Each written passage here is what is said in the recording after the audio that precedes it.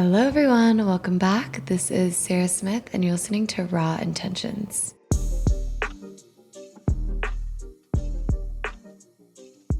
So excited to be back with your favorite podcast, as I know that to be true. I am coming at you live from Denver. I watched back video portion of the podcast I just recorded, and I'm severely regretting not only my outfit choice, but my position choice the entire episode. I mean, I literally look like a linebacker, but it's okay. It's a story for another time. Builds character. Before we get into this very special guest this week, I will give y'all my little elevator pitch just in case this is your first time listening. So a little bit about me because I love talking about myself. My name is Sarah Smith, Sarah with an H, Smith with a Y. I'm from Madison, Alabama, and currently live in Breckenridge, Colorado, a little ski town. And then I'm recording this podcast from Denver, Colorado, not too far away. I graduated from Auburn University, studied occupational therapy with a double major in rehab disability studies and Spanish. I had plans to be a bilingual occupational therapist. Of course, nothing ever goes to plan. I instead used nothing I learned in school. I was incredibly broke all throughout college and high school, was waitressing at Texas Roadhouse, and it just wasn't quite paying the bills. The bills being all of the drinks and Rumplemint shots I was buying every weekend at the bars and the sorority t-shirts that I absolutely must have. So I started making handmade jewelry just as a way to make a little side money. That was back in 2016. And what started as just me making necklaces on the floor of my college apartment for my friends and sorority sisters has blossomed and grown tremendously 7-8 years later into what is now my full-time job to this day. So it's called Raw and Rebellious. It's at raw_rebellious on Instagram. If you don't follow us, definitely give us a follow. And we don't sell jewelry anymore. We just stopped that, but we do apparel, we do hoodies, crop tops, hats, we do prints, we do shoes, we do collaborations, meetups, pop-ups, all kinds of fabulous things. And it's also allowed us to really grow into more than just a business. We truly are a lifestyle brand. And I think my favorite part of that and what really makes us such a brand is the community aspect. We have such an incredible community and just truly the life force that drives Raw and Rebellious each and every day. And that's what led me to start this podcast, Raw Intentions Podcast. It is a lifeline to that community, to all the girls and a few guys that I DM day in and day out and form these incredible relationships with. So not only do I get to hear myself talk once a week, which of course I love, but I also get to have really cool conversations with people that I admire, friends of mine, and people that have inspired me from afar that I get to get up close and curious with. And that brings us to our very special guest today. Today, we've got local Denver absolute legend, Nicole Schnitzlein. I really hope I'm pronouncing that right. I practiced it like 5 times before I started recording this intro.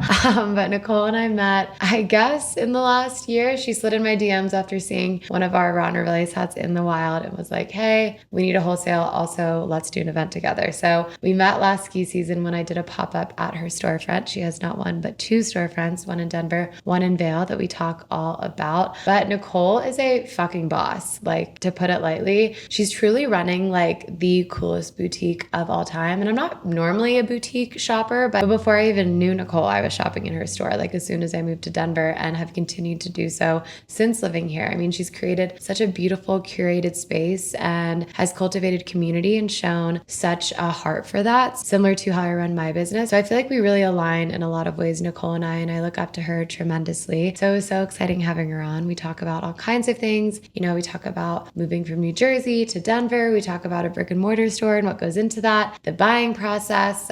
We talk about starting a family, IVF, being a mom, balancing everything, and all the stuff in between. So I'll let Nicole tell her story and shut up. So without further ado, let's welcome Nicole Schnitzlein to Raw Intentions Podcast. And let's introduce yourself to my audience and yours, because no one even knows who you are. Oh my gosh, let's keep it that way. Anonymous. Okay. All right, yeah. We'll like blur out your face on YouTube and like do like a weird like voice effect. It'll be like, hey. You like those Vice interviews? Yeah, exactly. And it'll be like a dimly lit. Yeah.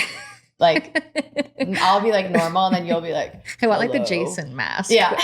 Yeah. All right. I'm Nicole. I own Lady Jones, which is a women's boutique I have a location in Denver on Tennyson Street that we're coming up on 8 years on the street, and another location in Vale Village. We're coming up on 5 years already there, but we are a small crew and small shops, and we offer, what do we say? Our whole thing is an elegant edge to everyday style. But truly, we offer a ruckus of an experience. Yeah.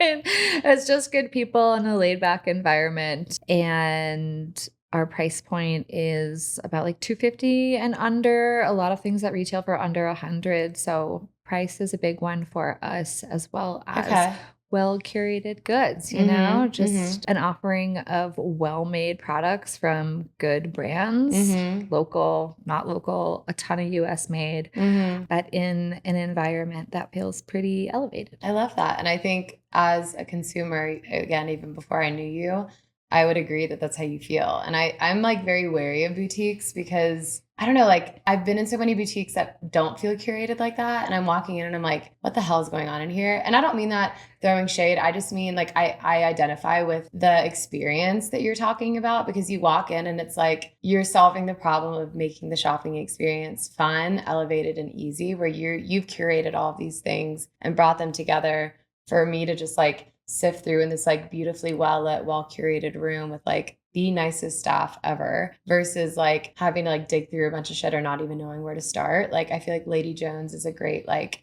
Denver staple where, you know, or Vale staple, you can walk in and like find something. If you need a last minute or you're just like looking around and shopping around, like truly you've done that. Thanks. I mean it. I'm blushing, but I'm also wearing a lot of blush. I hope you can tell. Thank you. Thanks. Yeah, that was what we set out to do. I mean, a bit about how we started. I say we all the time. I always say we too. It's me, myself, and I, but I have an amazing team. So I feel selfish saying I. Right. No, I'm the same way. I always say we. It's a complex. Yeah. We, Lady Jones and I. Me and the lady. The lady and I. Also, before you go into that, where like tell us a little bit about you two. Like, where are you from? How do you get to Denver? Yeah. We, me. We and me. This one's just me. This part's just me. I grew up in central New Jersey. My family's all still back there. I just spent 2 weeks on the beach, which was really nice. Oh yeah, nice. I was like 90% clam chowder and bagels upon return. That sounds amazing. Felt good. Felt normal and natural. And then we kind of halfway grew up in Vermont. My folks got really into skiing in their 30s. Oh, cool. And they also grew up in the same town that they raised us in.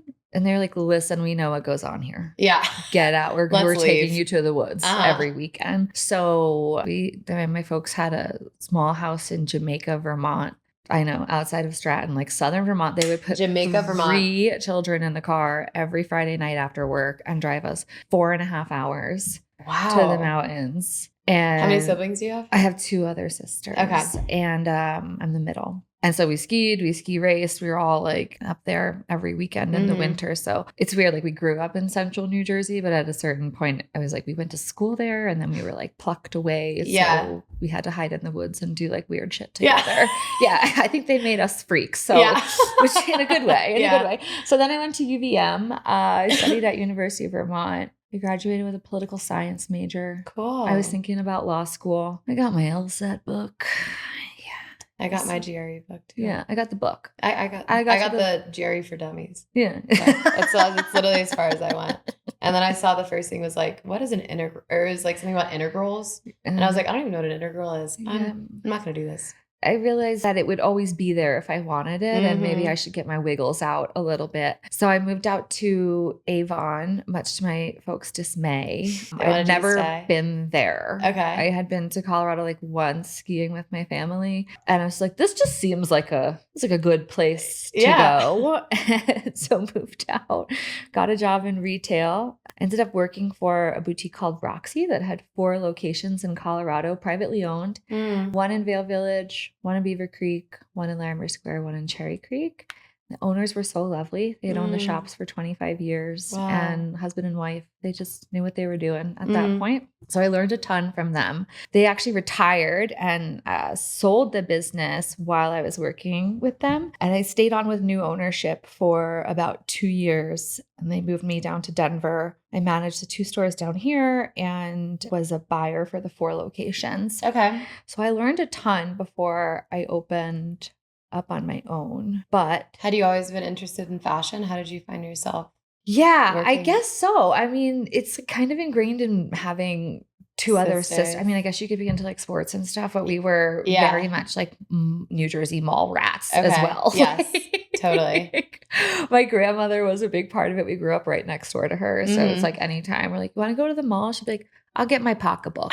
We're going. That's my grandma. My grandma's like bougie as hell. Because they live in Fairlawn. Okay. New Jersey. I don't know if I told you that. Uh-huh. Because my mom grew up in New York City and then New Jersey. Yeah. So my grandma's the same. She's like always like doesn't leave the house without a full face of makeup and her clip-on earrings. The clip-ons. And her purse. Literally don't even think about it. My pocketbook. Yeah. Oh yeah. I mean, she is like through and through. So funny. She'd like grab her card and we'd be like, bye mom. She's like, where are you going? And we're like, with your mom later. Bye. She'd take us anywhere, the mall, the movies. But New Jersey's got a fierce mall culture. Yeah, it does. It does. You've got a real, it's not like you're just walking to Cherry Creek Mall and there's one outlet mall. No, this is like a huge multiples you can pick multiple from. stops. Yeah. So we grew up as mall brats, I guess. Mall brats. And I need to put that on a hat for you. Mall brat.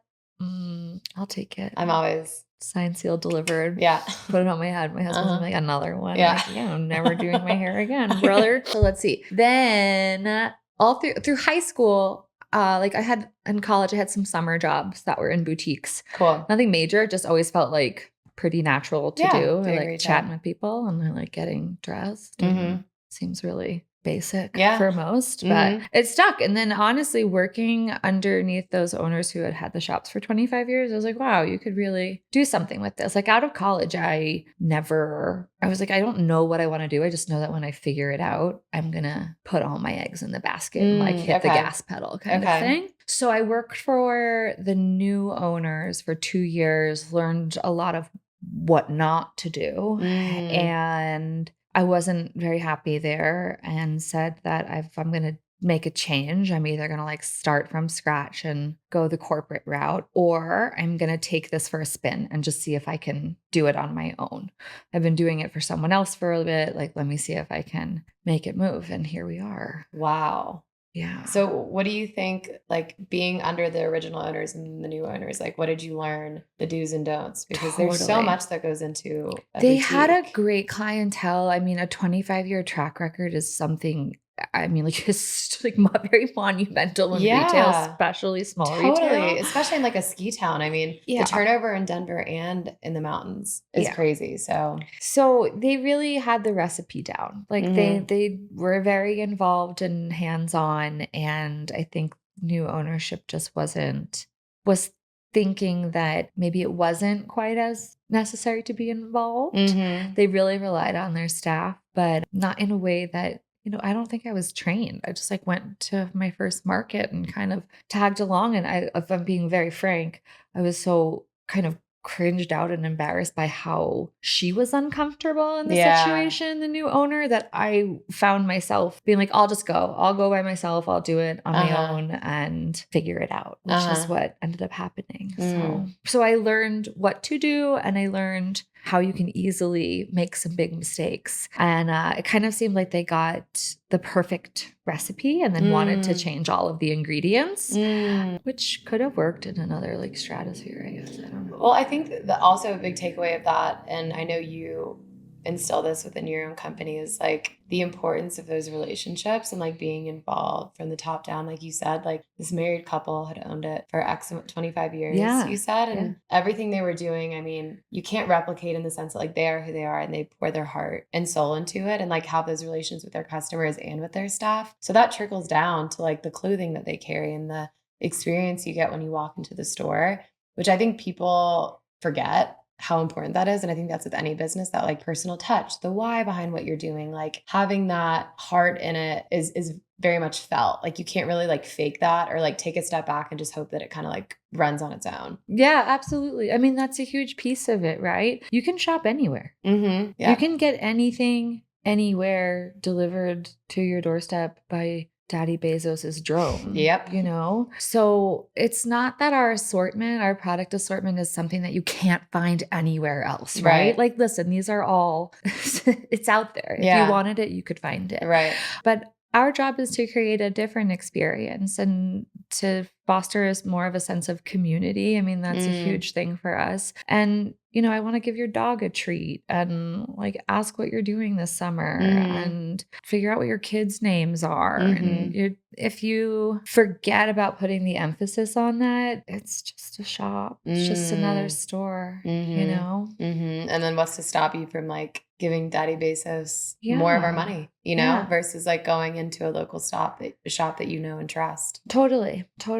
I mean, listen, don't get me wrong. Daddy Bezos is still at my house for the correct things, but I hope you're not buying all your clothes on there. I know. I agree. Or jewelry. Yeah, truly. So you left the boutique and then you were like, full throttle, I'm going to try this. So how old were you? What were your first steps? Like, what did that even look like? How old was I? 16.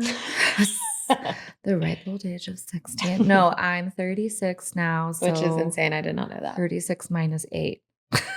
28. Yeah. Okay. 28. 28 when I opened. So there was like a distinct moment at work where I just realized the shit was kind of falling apart. And I was like, well, I got to do something about it. And I came home just like infuriated and started reading up on how to make a business plan and spent 3 months meticulously, well, just like, you know, whatever force I had, I was putting into I was taking all my anger out on this business plan.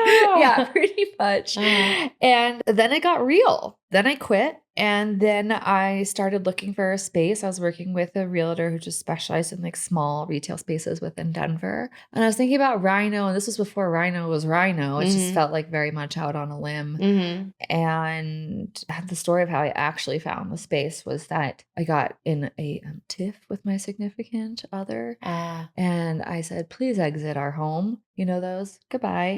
Yeah. And so apparently he took a drive and ended up going down Tennyson Street. No and on way. his drive was kind enough to snap a photo of a sign laying on the ground outside of my shop, what is now my shop, that just said for rent with the cell phone number. So I called it. I went in. The place was like, I mean, pegboard walls, like jewelry hung up, purses. There were hats hanging from the ceiling, antiques in the front. She did hair in the back and straight up had like empanadas on a hot tray for sale. What? And I was like, I don't know what's going on here, but I'm freaky into this. I want to move in right here. Yeah, like right here, right now. And my landlord what was the shop? Identify just an everything shop? Like, okay, if I think because was Tennyson at the time? No, Tennyson was not Tennyson. Okay. She had a shop in Lakewood, I think was her story, and then moved to Tennyson Street. And as she put it to me very bluntly, the people here don't want my cheap shit. And I said, I could get you out of your lease real quick. And the landlords are so delightful. I mean, amazing. Local humans, family, son owns a business within Denver, just like good people. Right. And I sat down in a Starbucks with my landlord and signed like a 1980s legal size page of paper. Wow. And we did it. We did a full renovation. Walls down, architect. Was that scary? Like signing that dotted line? I mean, because a physical space is so exciting but terrifying at the same time because you're like, oh shit, like we're committed, we're doing this.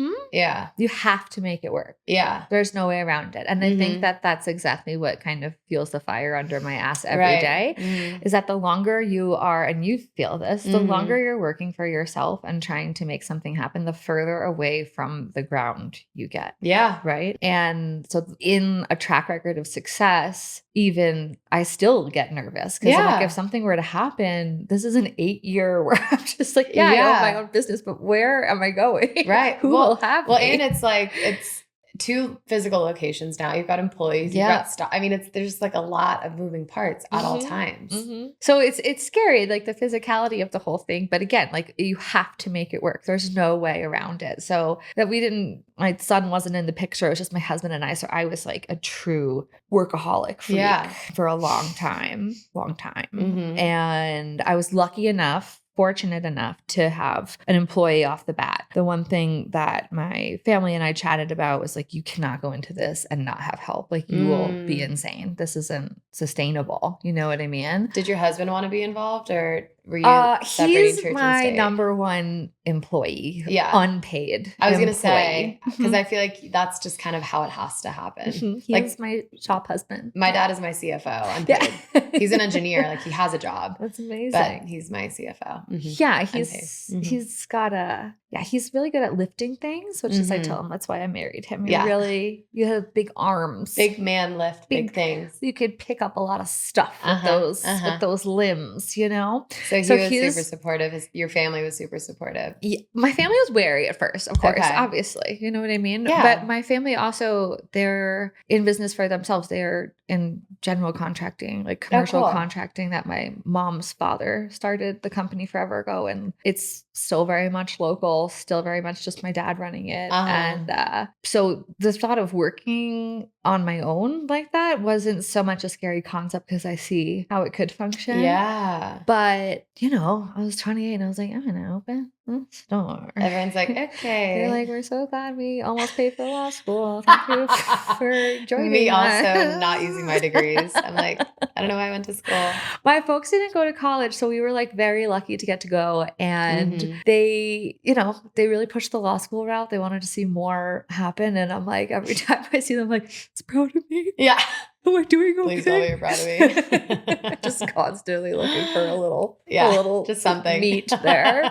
But yes, ultimately everybody was very supportive. Like my family flew out for the opening. Aww. My husband is like every day he's involved and he doesn't know he is. Yeah. It's just like so ingrained at this point. It's part of our lives. Yeah. Like it's not a Monday to Friday. It's every single day we are open. But it almost has to be that way. Like when you own your own company, like you can't, it's not just a 9 to 5 and then you shut your brain off. You know, you're lucky to care that much about something, but like it never ends. And I'm the same way. I'm like so jealous sometimes of my friends that are corporate and they shut their laptop and don't think about it, or they move their mouse and then like go ski and like have a YouTube video playing in the background and make it look like they're online. I'm like, that doesn't fucking work for me. If I'm not online, nothing's happening.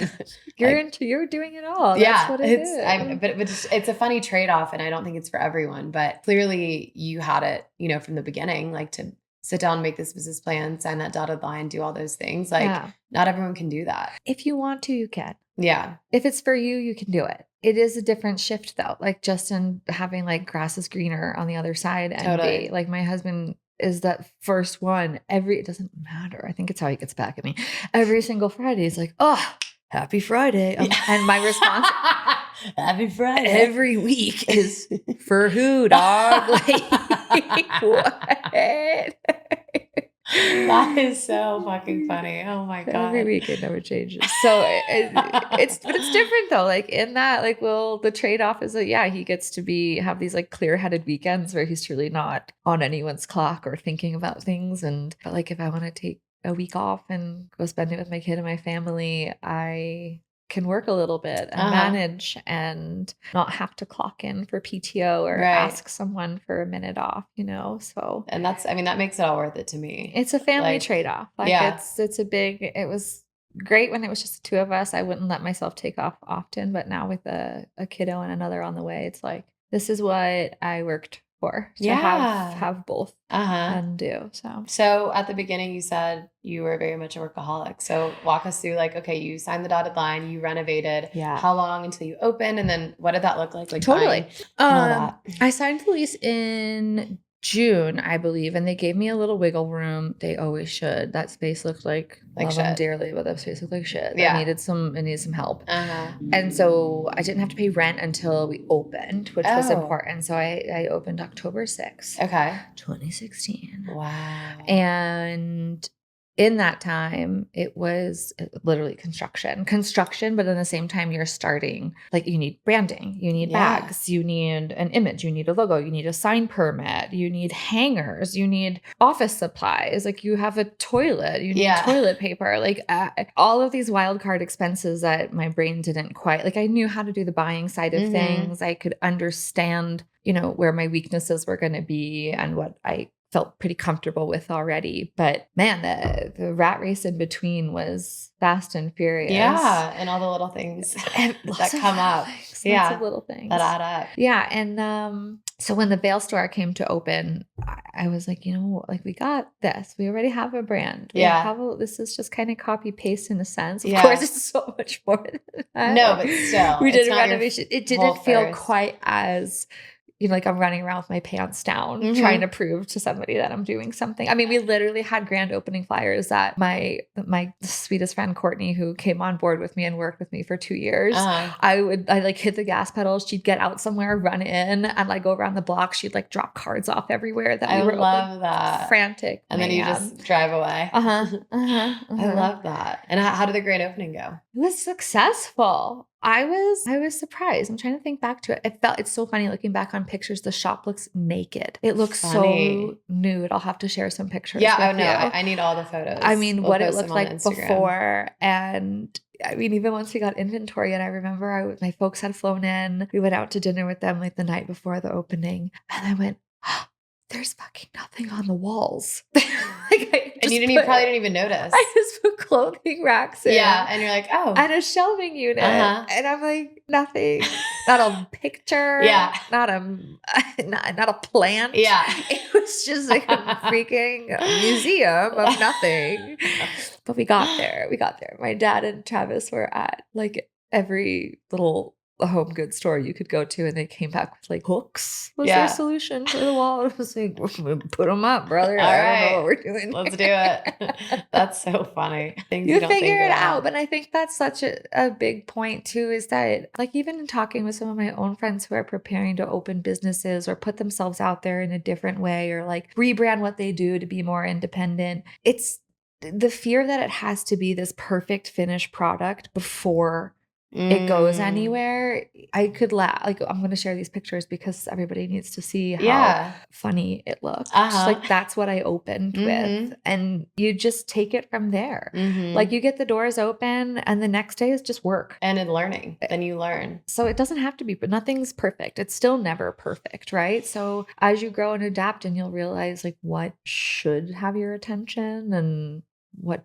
you know what I mean? It doesn't have to be the most perfect sealed up branded package before you release it to the wild. I think there's also something like cool and vulnerable about that people want to see. Yeah. They don't want to see another, you know, corporately backed, beautifully branded and presented. I mean, I'll consume that too. Don't worry. Yeah. But there's something to be said for like a local, you know, somebody doing it on their own where you can spot that someone's making an effort, or you can see how the wheels turn in the back, you know? Right. Yeah. And like, I mean, the relatable feeling of that imperfection. And it's also like you notice it a lot more than anyone else walking in. But I think that advice is something that I hear, you know, successful entrepreneurs and people that have already started their own businesses or different ventures say time and time again, is to start now and perfect later. I mean, I have had this podcast for 2 years and just started recording in the studio, you know, and like, I remember when I started posting like IGTV videos when they first came out. I mean, I could show you some of those and you would laugh your ass off. Like, they're so fucking bad and awkward and horrible, but like, I didn't know what I was doing and I had to just do it rather than like practicing in a mirror by myself. It wouldn't have worked.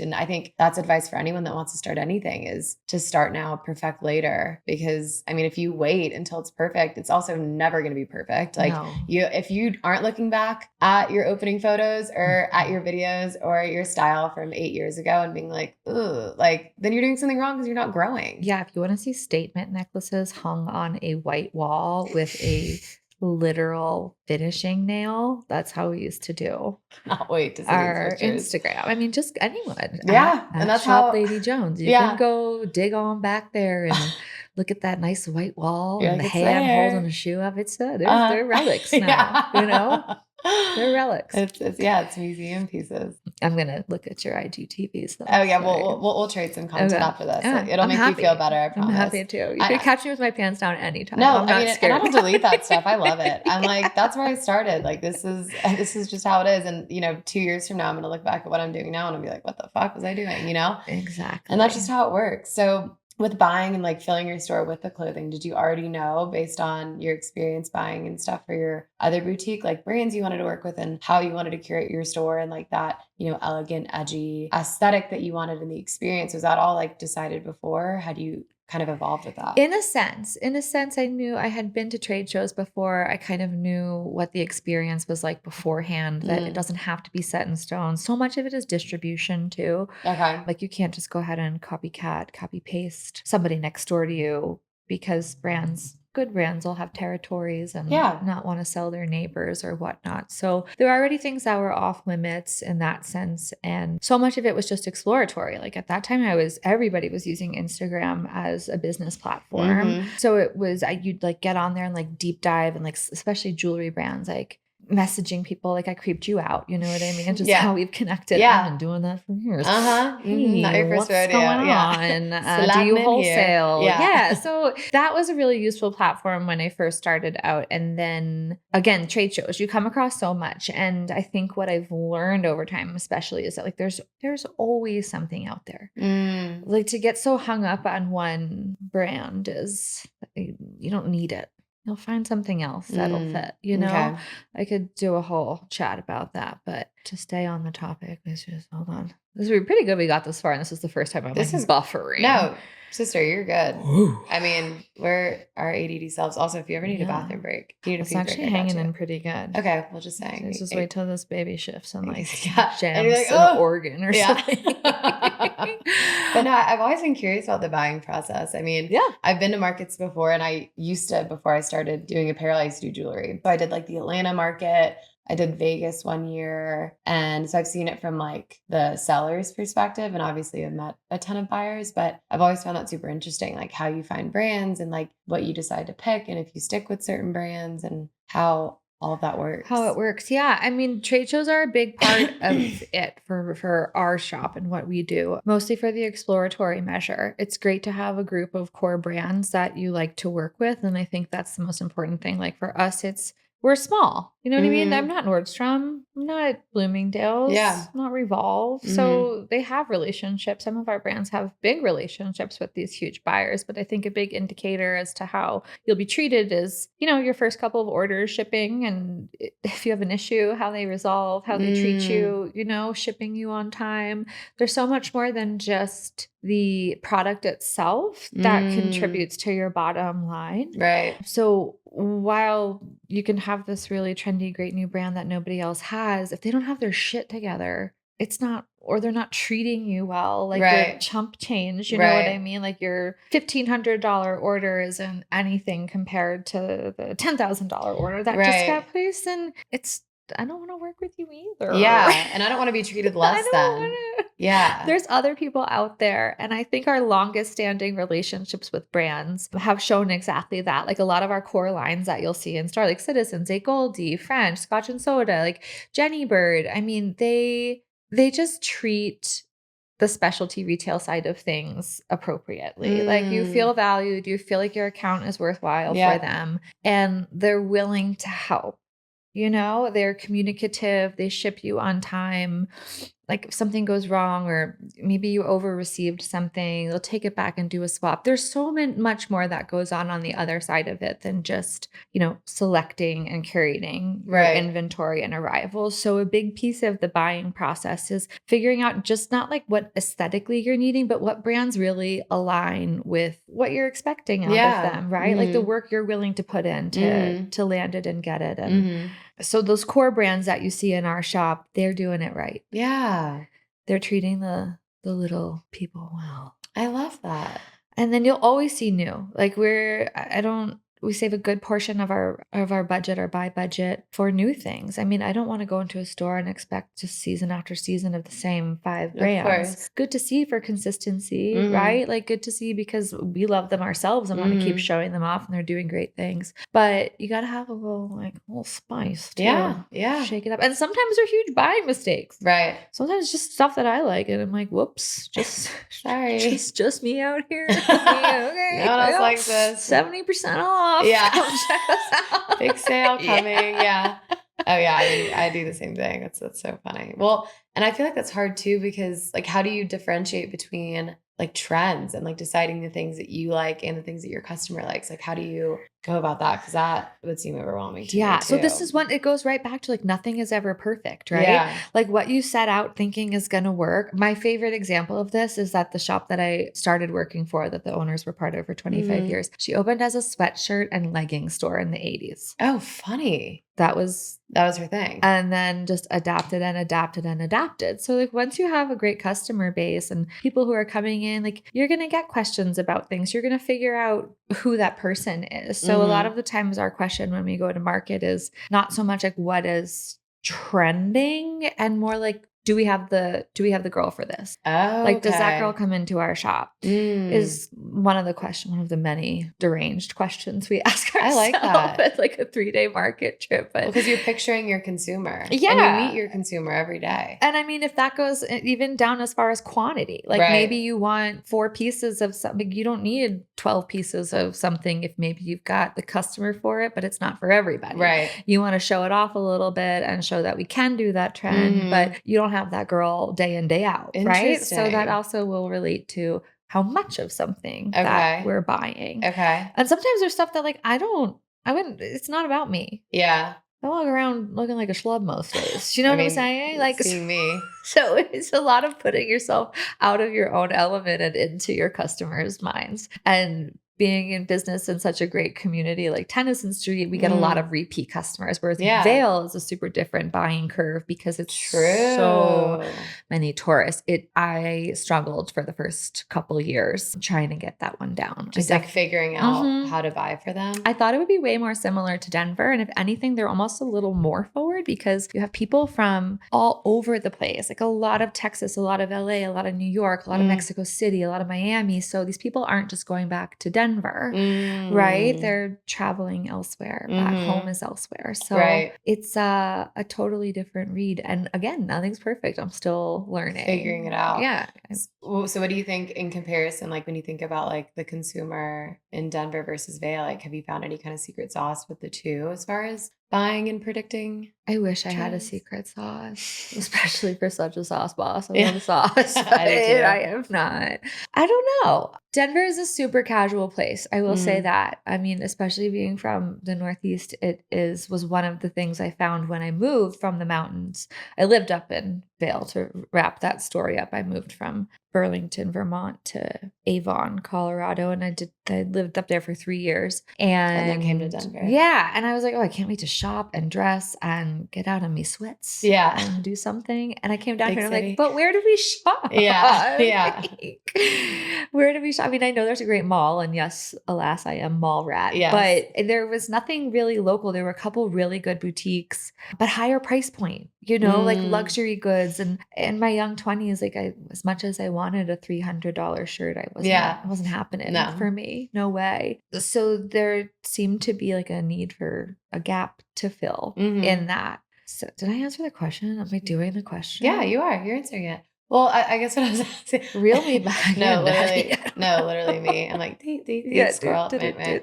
So we were just talking about like the difference in like styles with each store and like if there was any kind of secret sauce from the sauce boss with either store. Yeah, Vail, I really thought I was buying for more of a local. Up there, the village in and of itself has just shifted a bit in that way. It's everybody's on vacay. Everybody's on vacation. Everybody kind of wants a cheap thrill too up there every now and then. Interesting. So we could carry some higher price point up that way. Some brands that I don't, or some pieces from brands that I wouldn't put down here for price point reasons. But up there's more of a price tolerance. There's just some funny money up that way. Oh, totally. And it is I feel like Vail Village, because all my friends that live in Vail live in like Edwards, Eagle, Avon. Like no one really lives in Vail Village. Not anymore. So it's like tourist city. Tourist city, VRBOs, Airbnbs, the whole deal. So let me know if you find any employee housing. Yeah. Anybody out there with a lead on some good wintertime employee housing, please knock on my door. But again, Denver is like a casual place and I feel like it's a little more predictable. Okay. Well, and you've had it for longer. Yeah. And so that's it too. It's like the longer that you have it, like buying is not something that you learn and you're done with. Like it continues to adapt. Brands continue to change. The buying process continues to change. Right. So you get a little bit better every year, I think, at narrowing it down. But in that, you also like, we're in this boat now at our Denver shop where I'm like, we've been here for 8 years. We just did a beautiful renovation last year, but I have customers that have been with me for 8 years. And then I have new customers who are younger. And I'm like, well, shit, I'm like close to the 40 side of things now. Like I'm not at the bar and what am I missing? Right. So now I've got this whole new, I don't know, because there's like a personal effect in the buying as well, right? Totally. Like Well, my that's why I eye on it, asked. but my eye has shifted over 8 years, Of but I don't want to course. forget These other customers. So do you use your employees like as like to help with absolutely with that and like trend forecasting and whatnot? Absolutely. So the brands do a great job in and of itself. Like I'm not a designer for a reason. Like when you're looking at something like 3-6 months out, they've got it down. That's their job, right? My job is to select what is going to work, what we're bringing back, what we're investing in for that season for our customer. Interesting. So I personally think a buy works better in a team. I did it alone for a long time and it's not that it can't be done. You always want a second eye on something. I mean, it's the same when you're like shopping. Yeah. You want to send pictures to your friend and have your friend there. Of course. Like, you don't want to decide by yourself. So you get in your head in the same exact way. So Meg is like my right-hand human and has been for a few years now. If we could just clone each other a few times, you'd be great. We'd be great. But she started joining me on buying trips 2.5, 3 years ago. Okay.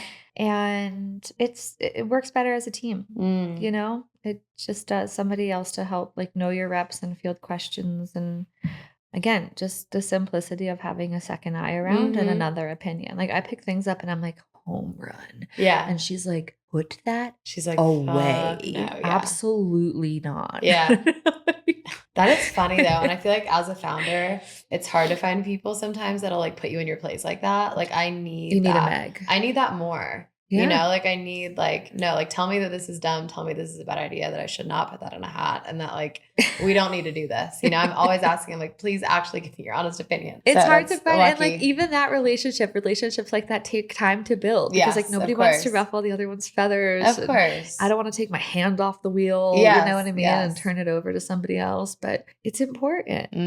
You got to back up a little bit to find the spaces where I'm not the best at a lot of things. I know. Same. I'm the first to admit that. I'm really not good at a whole lot of stuff. Yeah, same. And especially being as forgetful as I am, it's nice to have my Virgo counterpart just organizing the shit out of everything I forget to do. You know what's funny? I'm a Virgo, which I don't identify with it. Oh, you're a list maker. I'm a list maker, but like I'm some Virgo qualities. But I'm not like we're sitting organized or like type A. Literally, we're sitting in a podcast studio with equipment and cameras set up. And yeah, I think you're... Yeah, I don't know. I still don't feel very organized, but whatever. Could be the imposter syndrome coming out. It's happening. I also didn't realize with buying, and that it's such a good point, because I've always been so curious. I'm like, how the hell are you thinking about like winter in the middle of this? Like, how do you even know what to expect? And so I guess it's the brands that are showing you like this is what is going to be in winter.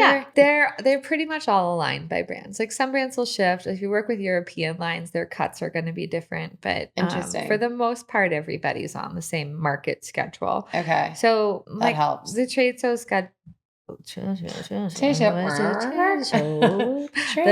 show schedule that we're on is like we go to LA in January, March, June, August, October. So just about every 6 weeks we're traveling. And is that where you always go for your markets? Not always. Every now and then I'll do Coterie in New York. We have to go to Vegas. The magic show? to go to Magic and Project. It's just going to work out better because I'm birthing in October. So Meg's going to LA solo, which is great. She's done plenty before, but I'm just going to cut the workload down a little bit because some people already have spring. Yeah. So I'll be sweating me nuts off in Vegas, 6.5 months pregnant, waddling around a convention center in 100-degree heat. No martinis on the horizon. That's tough. And looking at spring. February, March, April. That's wild. So, but your brain is probably so used to that shift because that's something that I really struggle with is planning ahead. But you're doing this to you. Yeah. You know? You've got a lot on your noodle. I know. You got to do remember how I said it was the brand's job to do that? Yeah. Here, I'm Raw and Rebellious. It is your job. It's my job. I know. No, literally. I'm like, fuck. So like, can someone just do this for me? But even in that being said, like it could be worth it to go walk a trade show. Well, like fly to Vegas for a day. No, and walk the show. You saying that, like, that's what I'm thinking too, is just to like see what like colors and what styles and brand, just for my own knowledge too. Definitely. It's like good research. We try to get Maybe a I'll bunch come up with there. you sometime. Yeah, jump on for the right. Wait till we can have happy hour again. Wait till this baby's out of my body. Yeah. Actually do it correctly. Cut it off at 5:00. Yeah. Some people really get a hee-haw in that market, but Meg and I are very much the same. It's like you work really hard all day. It's back-to-back appointments. Yeah. And like right when we're done, there's not even like a hotel refresh. It's like you straight to a cold beverage and dinner and then like shower, crash in bed. And go to bed. Yeah. Some people like fully do it up. They have like evening plans. Oh, no. I went to Magic years ago with my employees because that's when I was still like as a seller. And it was the Magic right before COVID hit. So like all my connections were like lost in the wind because everything shut down. And I was like 25 at the time and my employees are like 21 and below. I mean, we raged. And I was like, I was throwing up on the plane on the way home. I was still drunk. We didn't sleep. We decided just to stay up until our flight at the club. That's smart. So smart. It always works out really well. Totally. Right about like 20 minutes into the flight. And then you're like, oops. Like you like black in. I'm like, oh, where am I? Okay. I'm going to throw up on this flight. Yeah. Hope it's going home. Yeah. But I mean, listen, don't get me wrong. I've been up way past my bedtime at markets and actively trying to find a little wonton soup to ease my hangover in the middle of the day, like existing on Diet Cokes and Sour Patch Kids to just make it, that point where it just feels like your face is, the skin is just sliding off of your face. Yeah. And then you're in this like very well lit room and you're just like. And having to make decisions. And I'm sorry, some of your buys have been done completely hungover. Maybe a little drunk still. I'm sorry. But that's a good thing too. Is like, you don't have to pull the trigger at market. I think that's like a big thing people don't realize too. I forget that I have all of this weird info in my brain to share it. Get it out. We don't often place orders at market. We go, we do our research, we get our brands kind of organized, our buy kind of planned out, carved down, and then we come home and we place. So we actually see everything at once and then come back and make our decisions in a less stimulating setting. Yes. No,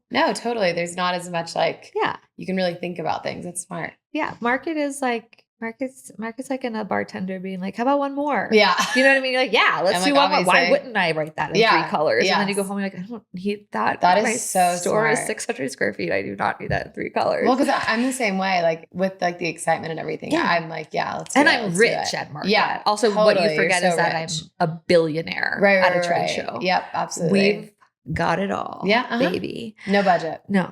Then you go home and you're like, oh, I very much so have a budget. You're like, oh, yeah. You walk in the door, you see your 2-year-old. Yeah. See your husband. You're like, oh, I look at my buying plan and I'm like, oh, those are the real numbers in different categories that I'm. I don't need $10,000 in a new shoe. Not a shoe store. Like I don't need swimmer. So like take that off. Yeah. You could be anybody at market. There's something for literally every type of shop. So you're very wealthy. You fly in, you get to stay at a hotel, you go to dinner, you get a coffee, and just out on living large. And you come back to your rat closet and you're like, oh shit, I gotta reel myself in a little bit. Yeah.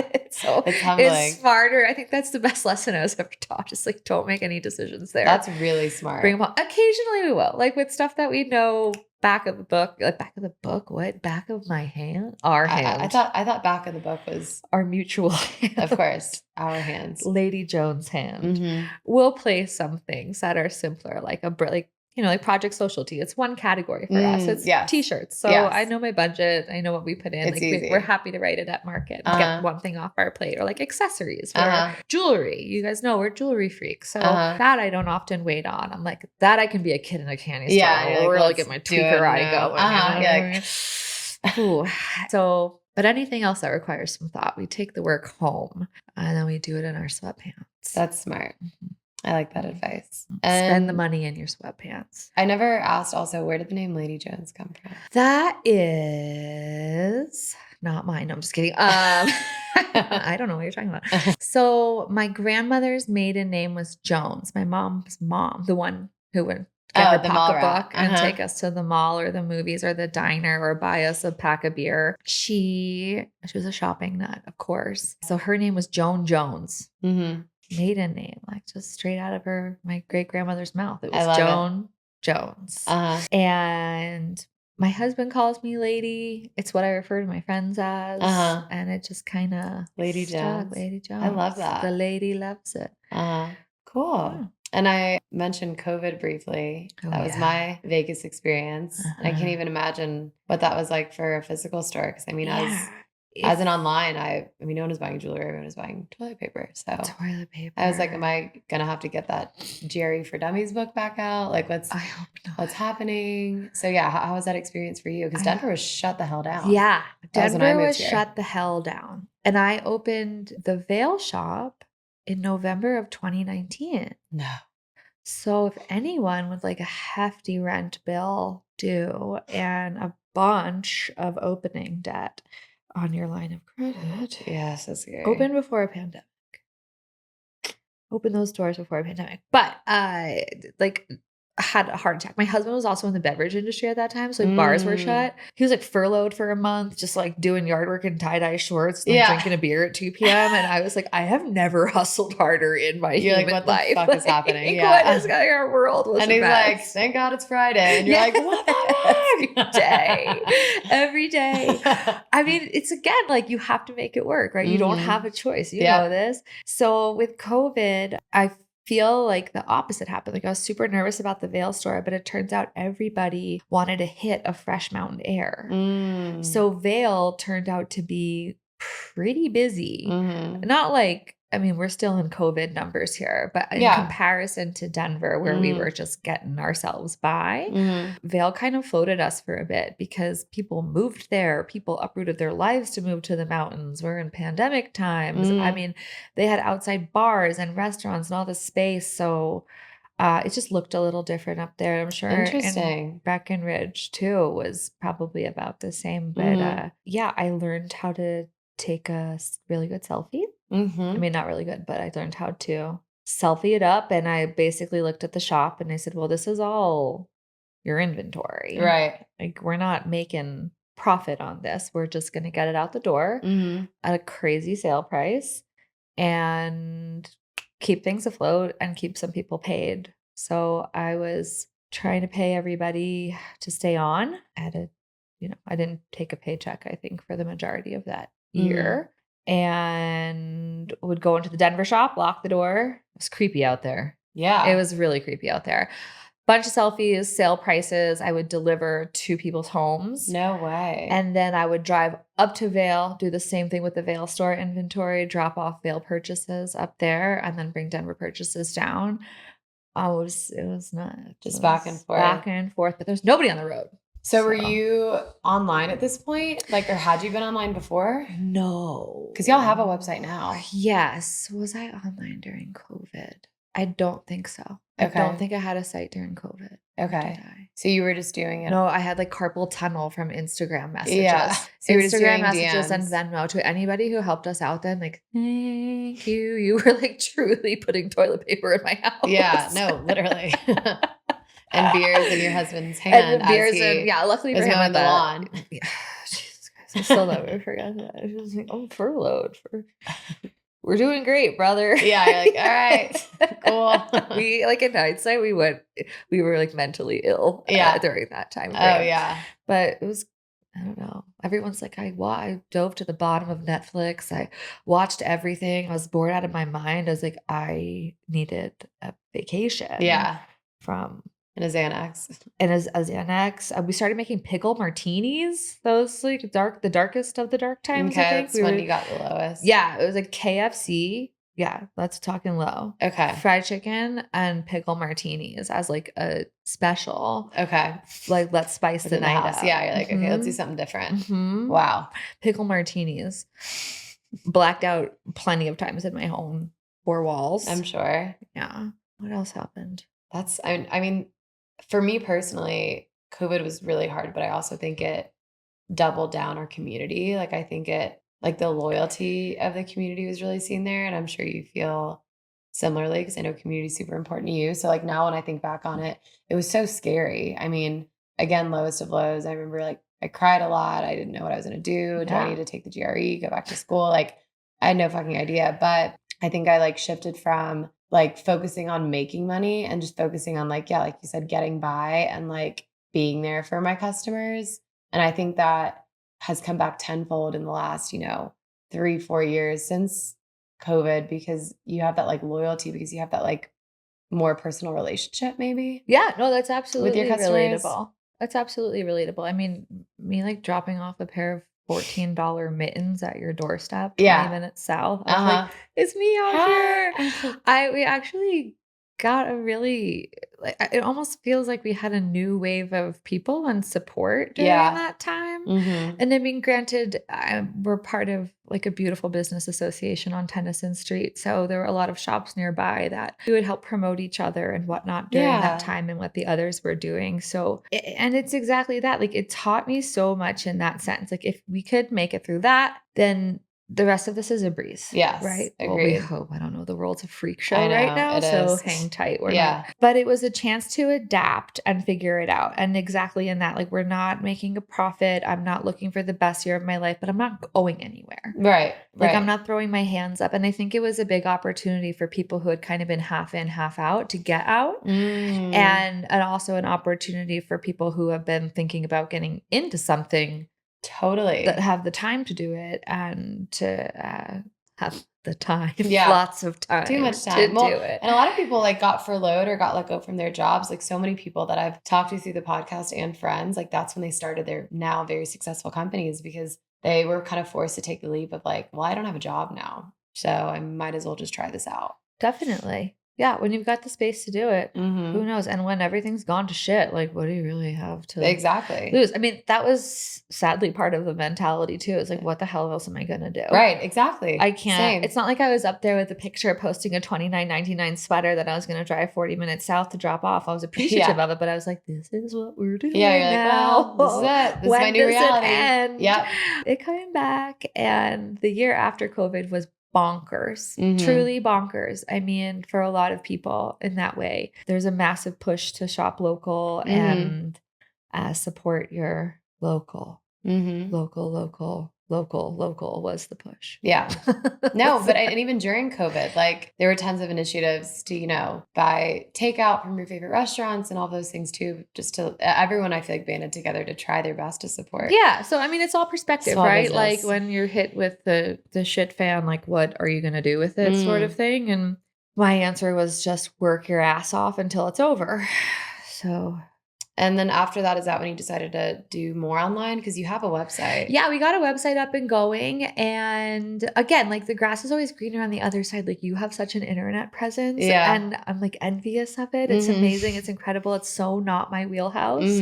Any of this is not my wheelhouse. I'm like a brick and mortar baby. Which I'm jealous of. It's because I want a brick and mortar. So it's so funny because to me, I'm like, it's difficult to find that community in such a big pool like the World Wide Web. Whereas my community walks in my door every day. Like they're putting their hands on a doorknob and like coming in. And to foster that same feeling elsewhere feels really immense and challenging. Yeah. So my brain really thinks within the four walls more than like we have our ecom site. It's up to date. We're on it. We do photo shoots. We've got the plan down, but it's like not our bread and butter, Yeah, I was gonna say, do you feel like it's a big driver with your business or just I a very wish small it portion? was. It's a small portion. I think it acts more as like a way for people to browse what we have before they come in. Gotcha. In a sense. And like, don't get me wrong, like we do business on our website. Right. Especially around the holidays and things like that. It's a great tool to have. I wouldn't not want to have it. Like it's productive enough that I wouldn't say goodbye to it. But I don't think I've mastered it. Like it's not my strong suit. And I look at it like if you're going to put the time into it, it's almost like another door. Right. Like I kind of have it as this little crock pot on the back of the stove thing right now. But if I wanted to do more with it, I'd have to really push. And I don't know. It's a little. I get that. She's intimidated by it. It's also just like, I mean, I feel the same way. I mean, obviously I'd love a brick and mortar someday. Like that's a huge dream of mine. But even when I think about like TikTok and YouTube and starting this podcast, I mean, it never ends. So I also understand that like I've got Instagram, sure, but there's so many, and I want to continue growing on Instagram, but I don't want all my eggs in the Instagram basket. Like I want TikTok, I want YouTube. There's all these channels, but it's like, who has the fucking time or the brain power to spread yourself that thin? And so that's something that I'm constantly struggling with is like, I should be doing more, you know? It's hard. You almost in a sense have to put your blinders up. You do. And I mean, the same applies with brick and mortar, right? You're constantly comparing yourself to other business owners and what they're doing and what your neighbor's up to and this and that. And I think I drove myself. I don't think I drove myself. I truly drove myself insane with it in the first couple of years because there's always something else you could be doing. There's no end to it. And in a sense, you have to put the blinders up and just focus on your own tunnel, right? Yeah. Like you can't be everybody else. And the other thing that I think is important to note is that everybody does what they do for a different reason. Right.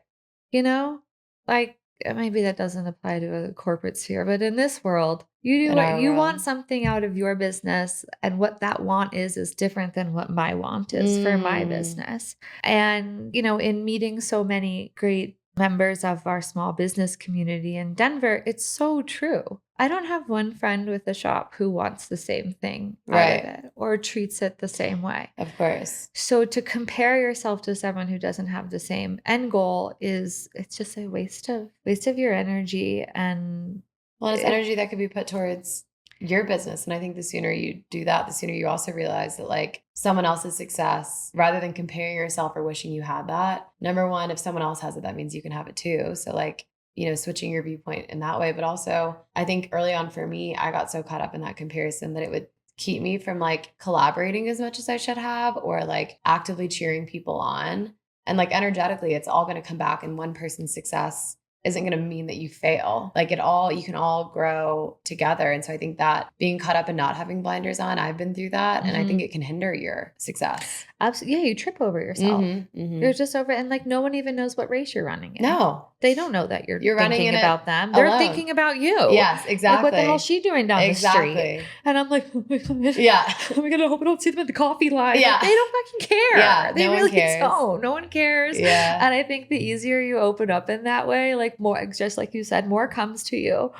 The more of like, I don't know, you just got to let yourself off the hook a little bit. Yeah. It's not, again, your goals are not the same as everybody else's. So there's no sense in comparing the two. Yeah, no, I agree. It's a hard thing to do though. I mean, especially with social media and whatnot, I find that for myself, I am so hyper fixated on what else we could be doing. Totally. But if I spend too much time on there, I'm like, well, then we're changing the game every week. Like, can't we just keep at what we're keeping at and see what happens? Yeah. And there's probably someone out there listening that's like, no, dumbass. Like, you're doing something very different. Like, please take the statement necklace off the wall. Yeah. You know, but yeah, I don't know. It's really easy to get inundated and overwhelmed and overstimulated with it all. That if you just doesn't have to be perfect, and it's not gonna look like your neighbor. You don't want to look like your neighbor. Well, and then that comes back to like people talking about the oversaturation in any market. It's only oversaturated when you're a carbon copy of your neighbor. Yeah. You can't do that, and then it can't be oversaturated if you're your own person. There's only one Lady Jones. Yeah. So, well, two. Well, there's two. Yeah. It's the we. Yeah, Now we can the say, we, we can of officially course. say we censors too. Uh-huh. Yeah, that's the thing. Like even in thinking about what's next for us, it's an Aussie. Thinking about what's Aussie. next for us too. Like I still want to keep growing. Yeah. But I don't know what that looks like. I don't Mm. know if that's another brick and mortar. I don't know if that's some other side hustle. My dad asked me one time, he's like, don't you just want to slow down a little bit?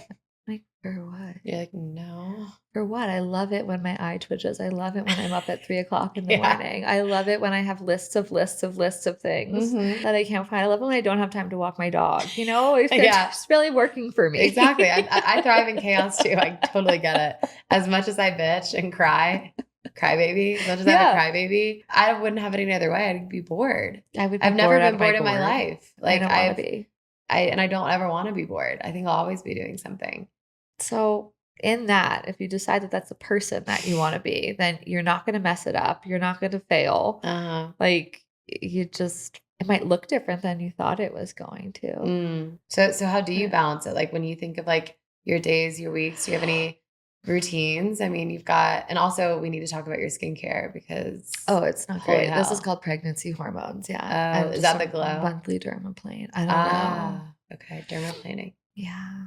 Your skin looks amazing. Jill at Gallery on Tennyson Street. If Okay. you want angel soft skin, plug Jill. She's an angel baby. Okay. Gallery, Tennyson Street. Love. What was the question? Where am I going? We were talking about my schedule. Well, or just like how you balance things. You've been doing this for 8 years.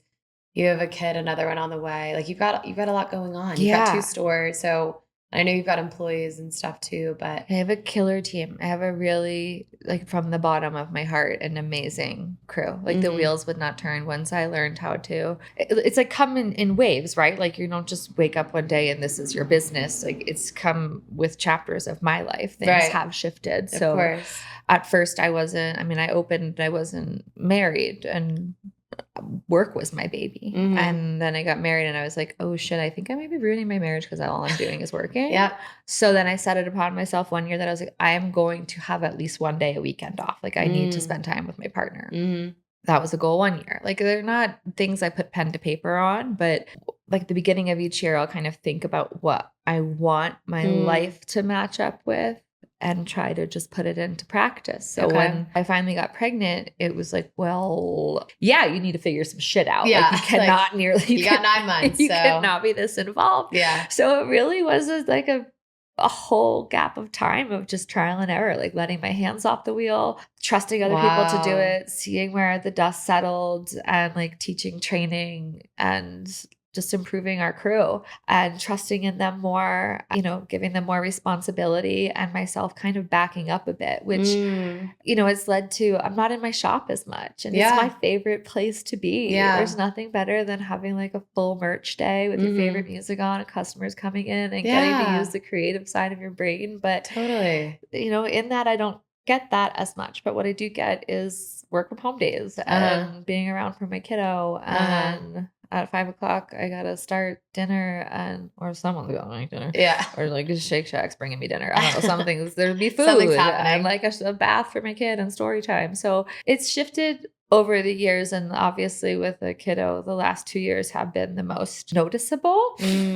But that it's been good. Like I have childcare 3 days a week. And I wanted it that way, mostly because I didn't plan for any childcare. And that's a really hard thing to find in Denver. Oh, yeah, I'm sure.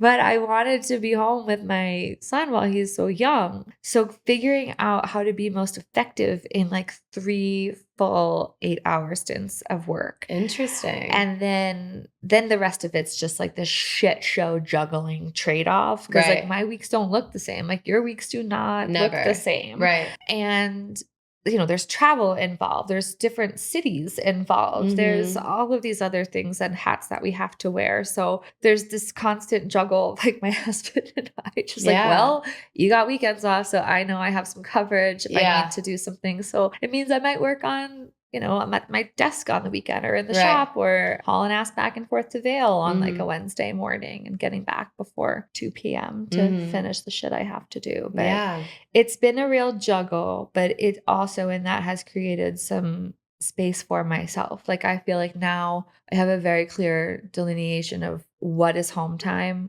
what is work time, and then in that shift, I've found that, oh, fuck, like you exist too. Like you gotta do, not that I find time for myself, but even just being cognizant that you need to do something for you was never built into my structure. Well, because I feel like with the new motherhood, I mean, that's what my friends talk about too. It's you love that new person you are, but you're also grieving this old version of yourself Absolutely. that doesn't exist anymore. Yeah. But you're still Nicole Yeah. and your mom and your Lady Jones and your wife and your friend and your all of these roles. So it's like getting back to like, whoa, like, okay, some new things were thrown in here. How do I piece it back together? And I think that was like one of the biggest hurdles of becoming a mom was like your life is floating somewhere over here, right? And like you're just got this little sea creature attached to your boob for like 4 months and you keep trying to reach it. And then this point where you have to conjoin the two, it's just messy. Yeah. It's just messy and you have to figure it out. So it's like, I mean, as much as I would, there's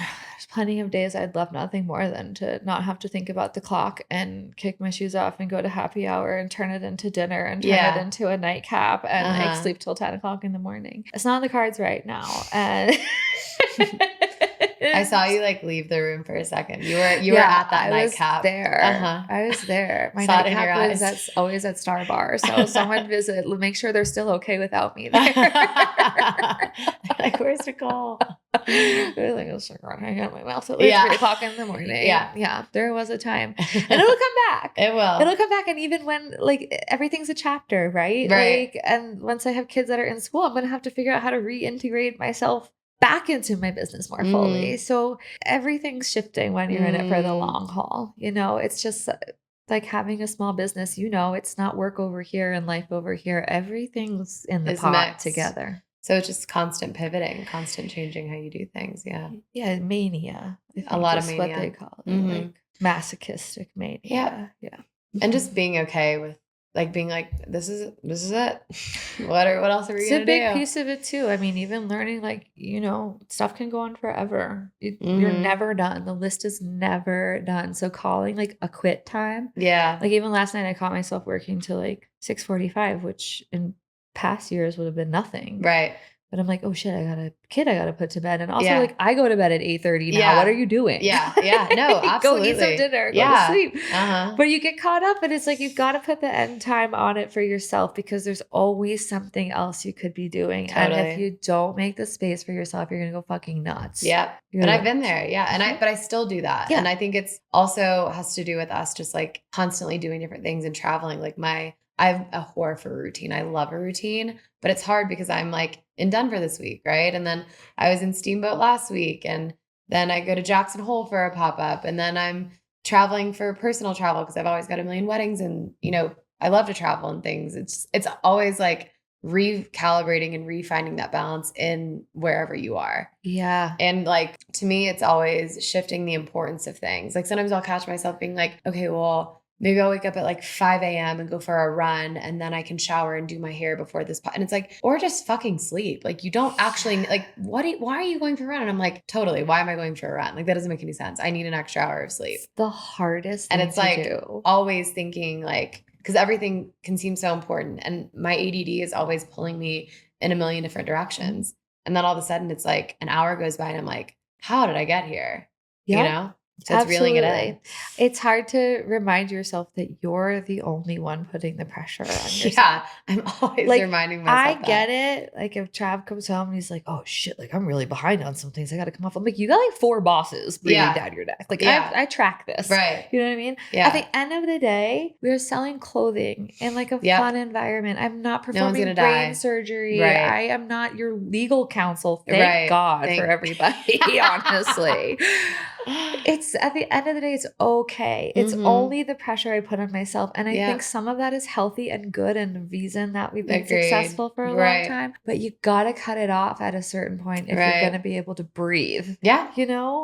Like why are you going to get up at 5 a.m. for a run? Because you told yourself. What? Who else knows? For what? Just you. And also, who fucking cares? I didn't make the goddamn taco salad that was in my fridge last night. Yeah.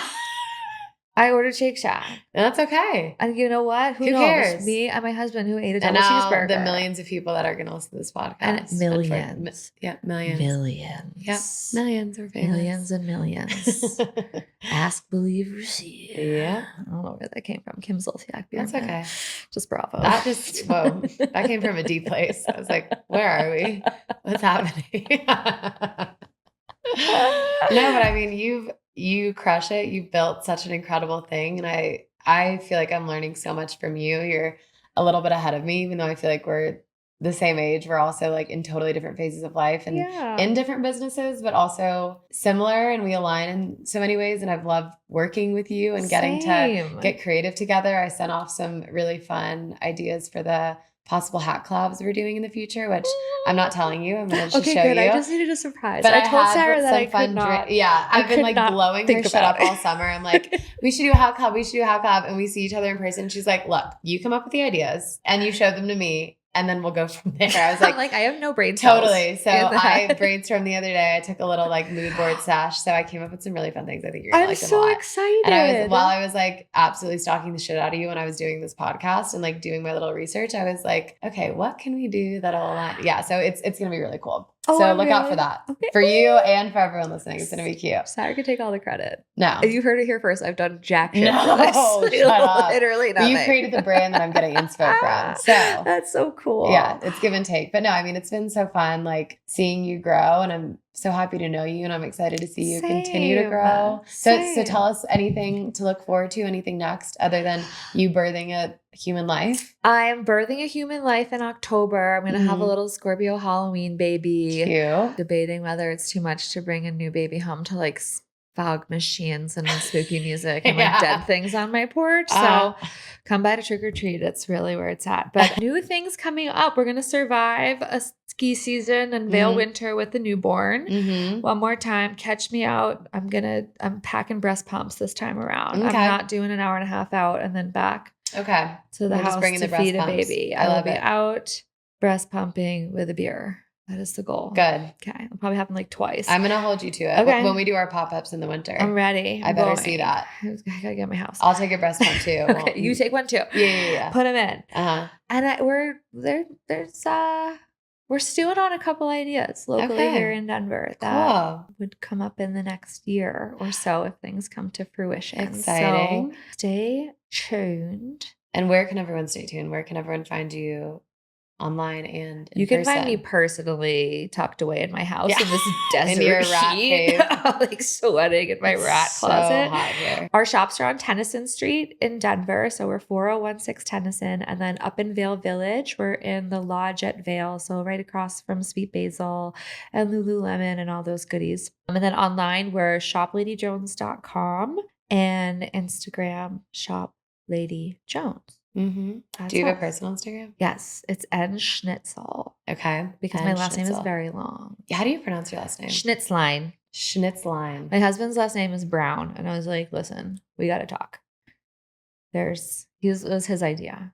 Our sons have my last name. Okay. Because it's long and German and nobody else has it. Carry on the lineage. I mean, I'm a Smith, so I identify. Go with a Y. With a Y. Mm-hmm. That's jazzy. It is jazzy. You're a jazzy it's spicy. Smith. Thank you. A classic. Thank you. Classic with a twist. I'm going to have you remind me how to pronounce your name. Schnitzlein. Schnitzlein. Little cutlets. Schnitzlein. SCHNITZLEIN. Cut the last 4 letters off and you can find me on Instagram. Schnitzel. It's mostly just pictures of my child and my dog. And I think I need to follow. I don't follow you on your personal account. Come get me. I'm real boring. I'll come. Yeah. I'll come follow. The occasional Bravo meme is what you're going to get. I won't know what any of those mean. That's better for you. I'll try. For your health. I'll do it's a also research. A sport I have to keep up with. Yeah. It's your sport. It's your Super Bowl. It's my Super Bowl. Thank you so much for having me. Thank you so much for coming honored on. No, this was so fun. And I love like learning more about all of your things and all your advice. Seriously, you're a natural. Well, thank you guys so much for listening. And thank you so much, Nicole, again. Thanks for having me. And come anytime you're in Denver or Vail, definitely check her out and stay tuned for our future collabs that we're doing together. Here we go. Woo! Okay, bye guys.